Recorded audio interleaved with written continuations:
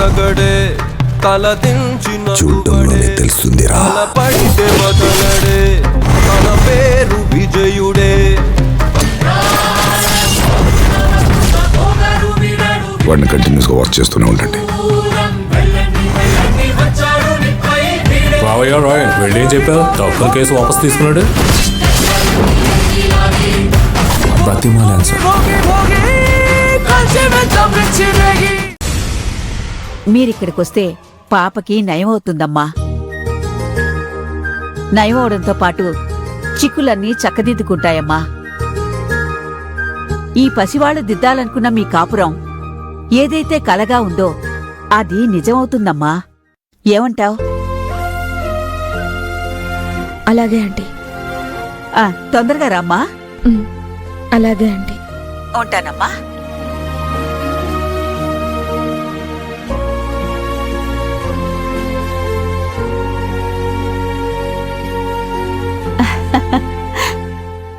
ఆరాధ్య, ఇప్పుడు ఎలా ఉందమ్మా?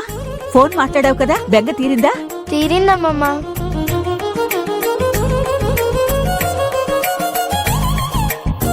చూడు బాబు, మిథున ఫోన్ చేస్తేనే తన మొహం ఎలా మెరిసిపోతుందో, అదే తను పక్కనుంటే ఆరాధ్యకున్న జ్వరమంతా పారిపోతుంది.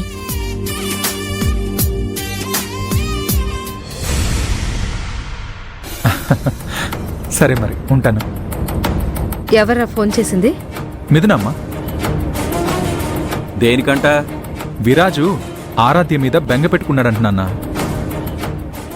తన కోసం హైదరాబాద్కి వెళ్ళాలని నాకు చెప్పింది. మరి నువ్వేం చెప్పావు? వెళ్ళరమ్మని చెప్పానమ్మా. అలా ఉత్తినే వెళ్ళి రమ్మని చెప్తే ఏం బాగుంటుందిరా?